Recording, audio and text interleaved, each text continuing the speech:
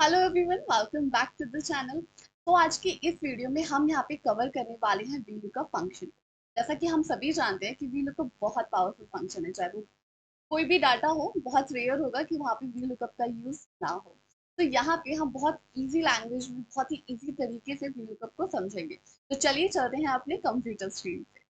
तो बात करते हैं VLOOKUP फंक्शन की। तो सबसे पहले जानते हैं कि VLOOKUP होता क्या है। तो V for vertical and lookup मतलब सर्च।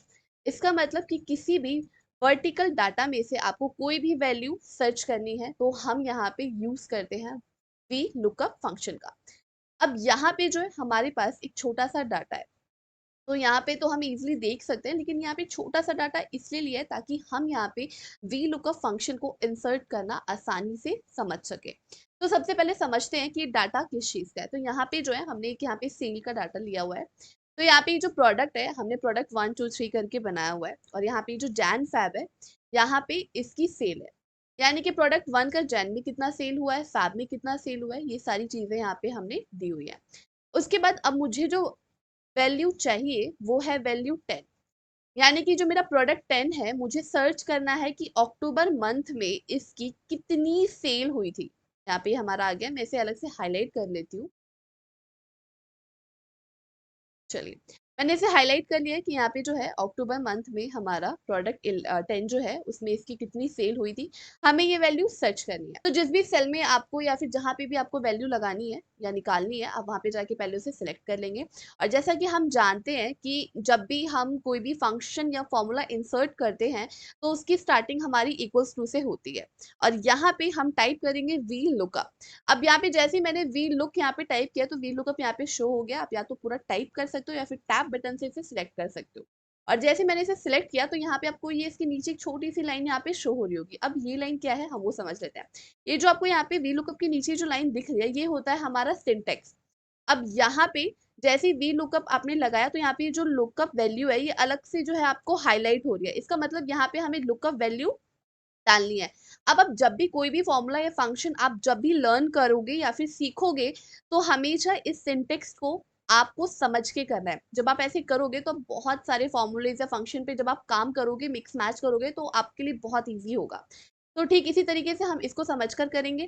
तो लुकअप वैल्यू यानी कि जिस भी प्रोडक्ट का आपको निकालना है वो प्रोडक्ट नेम आप यहाँ पे सिलेक्ट करोगे। तो मैंने यहाँ पे इसे सिलेक्ट कर लिया। उसके बाद है कॉमा। नेक्स्ट है आपका टेबल एरे। अब हमें यहाँ पे वो टेबल एरे सिलेक्ट करना है जहां से आपका जो है ये फॉर्मूला आंसर पिक करेगा। ठीक है, तो यहाँ पे मैंने टेबल एरे सिलेक्ट कर लिया। अगेन मैं यहाँ पे कॉमा लगाऊंगी तो यहाँ पे जो नेक्स्ट है मेरा हाईलाइट हो गया है। अब यहाँ पे कॉलम इंडेक्स नंबर यानी कि नंबर, मुझे यहाँ पे वो नंबर देना है जहां पे जो है जिस मंथ का मुझे यहाँ पे निकालना है। तो यहाँ पे अक्टूबर है, तो जब आप यहाँ पे काउंट करोगे 1 2 3 करके तो जो आपका अक्टूबर है वो आपका 11 पे आएगा। तो मैं यहाँ पे 11 टाइप कर दूंगी, कॉमा। अब यहाँ पे है ट्रू और फॉल्स, तो आप यहाँ पे फॉल्स लोगे, एग्जैक्ट मैच यानी कि जो भी अक्टूबर का एग्जैक्ट मैच है वो आपका आएगा। लेकिन अगर आप ट्रू लेते हो तो आपको वो मिलता जुलता आंसर देगा। अब सम टाइम ये आपको एग्जैक्ट भी दे देता है, लेकिन सम टाइम जो है वो आपको मिलता जुलता देगा। तो हम यहाँ पे फॉल्स लेंगे क्योंकि हमें एग्जैक्ट मैच चाहिए। तो मैं यहाँ पे सिलेक्ट कर लेती हूँ false, bracket close and enter. तो यहाँ पे ये देखिए हमारा जो है एज इट इज हमारा यहाँ पे आ गया है। अब यहाँ पे जो है सेल में मैंने यहाँ पे प्रोडक्ट 10 लिखा हुआ था, लेकिन अगर आप खुद से भी टाइप करना चाहते हैं तो वो देख लेते हैं। VLOOKUP, लुकअप वैल्यू है हमारी प्रोडक्ट 10, तो मैं यहाँ पे टाइप कर दूंगी प्रोडक्ट 10, लेकिन उससे पहले हम इसे कोट करेंगे डबल इन्वर्टेड कॉमा में। तो मैं यहाँ पे टाइप करूंगी प्रोडक्ट 10। अब ध्यान दीजिएगा जैसे यहाँ पे प्रोडक्ट 1 2 3 में जो है मैंने स्पेस दिया हुआ है, ठीक इसी तरीके से यहाँ पे भी आपको स्पेस देना है। अगर आप ऐसा नहीं देते हो तो आपका जो आंसर है वो नहीं आएगा। नेक्स्ट है हमारा टेबल एरे। तो टेबल एरे मैंने यहाँ से सिलेक्ट कर लिया है। दूसरी टिप, जब भी आप अपने डाटा को सिलेक्ट करोगे तो वो हमेशा लेफ्ट टू राइट होता है, ना कि राइट टू लेफ्ट। अगर आप राइट टू लेफ्ट करोगे कोई भी डाटा को तो जो है आपका यहाँ पे सिलेक्ट नहीं करेगा।